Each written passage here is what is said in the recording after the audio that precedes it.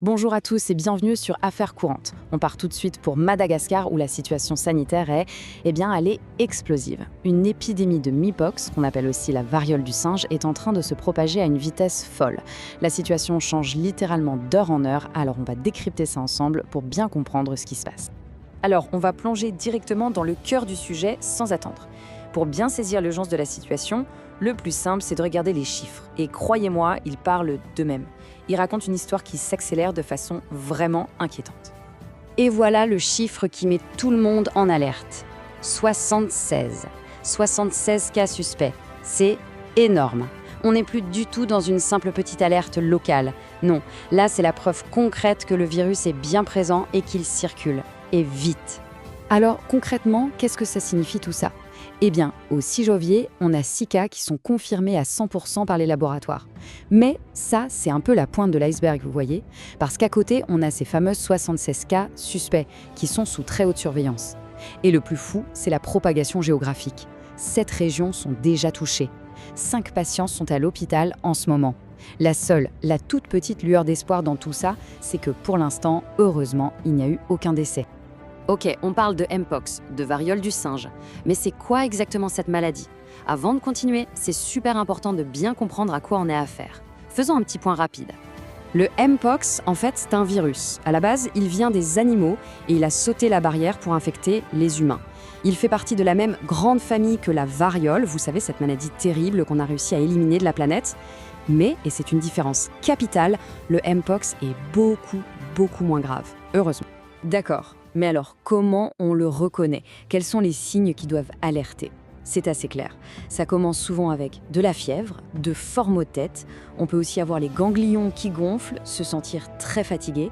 Et puis, il y a le symptôme le plus visible, le plus typique, une éruption sur la peau. Des sortes de boutons ou de lésions. La question que tout le monde se pose, c'est comment on l'attrape ? En fait, c'est assez simple. Il faut un contact physique, un contact vraiment étroit avec quelqu'un qui est infecté. Ça peut être en touchant directement les lésions sur sa peau ou par contact avec des fluides corporels.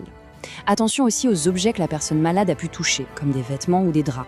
Maintenant, on va parler de ce qui est sans doute le plus incroyable et le plus inquiétant dans cette histoire, la vitesse. C'est aller à une vitesse folle. Pour bien comprendre comment on en est arrivé là si vite, regardons comment le virus a littéralement envahi l'île en une petite semaine. Accrochez-vous parce que la chronologie est juste stupéfiante. On est le 31 décembre, veille du Nouvel An.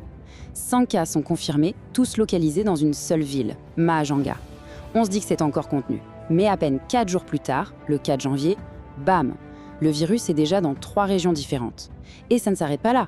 2 jours plus tard, le 6 janvier, on passe à 76 cas suspects, répartis dans 7 régions. C'est pas une progression, c'est une explosion. Mais comment c'est possible d'aller aussi vite ? La réponse est en fait assez logique et un peu triste. Ce sont les voyages. Pensez-y, on était en pleine période de fête de fin d'année. Beaucoup de gens se sont déplacés pour voir leur famille, et ces déplacements, partant de l'épicentre de Mahajanga, ont agi comme un accélérateur, propageant le virus partout sur l'île. Face à cette propagation fulgurante, on pourrait croire que c'est la panique. Mais non, Madagascar n'est pas resté sans rien faire, loin de là. La contre-attaque s'organise. Voyons ensemble comment les autorités tentent d'éteindre cet incendie. Le gouvernement a mis en place un plan d'action, c'est une vraie course contre la montre. Premier point, isoler les personnes malades pour qu'elles ne contaminent personne d'autre. Logique.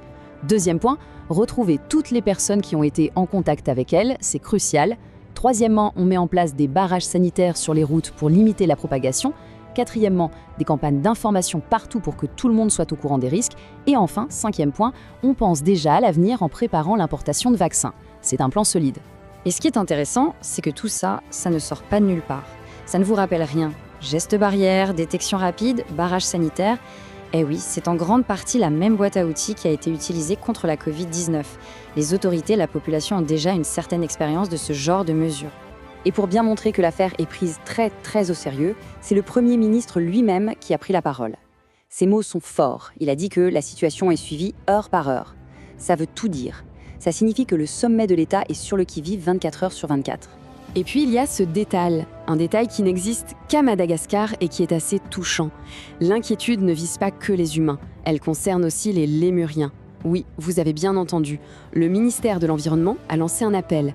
Ne pas approcher, ne pas toucher les lémuriens pour éviter de leur transmettre le virus. C'est fou, non? Ça montre bien que Madagascar se base sur 2 fronts.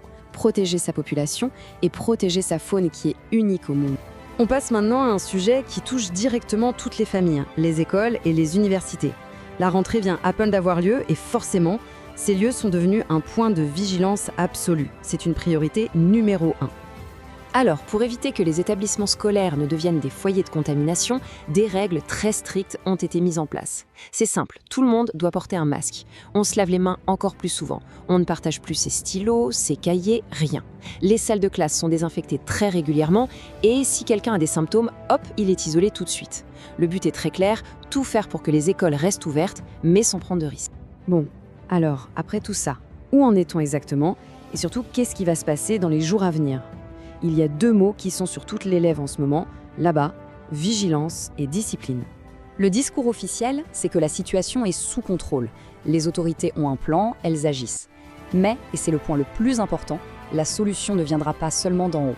La vraie bataille, elle va se jouer au niveau de chaque personne. C'est vraiment la discipline et la responsabilité de tous qui vont permettre de gagner ce combat. Et c'est ça, la grande question qui reste en suspens. Est-ce que tout ça va suffire? Est-ce que cette mobilisation générale, avec l'État d'un côté et les citoyens de l'autre, va permettre de stopper la propagation? Est-ce que Madagascar va réussir à maîtriser l'épidémie avant qu'elle ne prenne encore plus d'ampleur? On aura la réponse très bientôt, les prochains jours vont être absolument cruciaux. Voilà pour ce tour d'horizon complet de la situation à Madagascar. Merci beaucoup de nous avoir suivis. Pour ne rien manquer de l'évolution de cette actualité et pour d'autres décryptages, pensez à vous abonner à Affaires courantes. À très bientôt.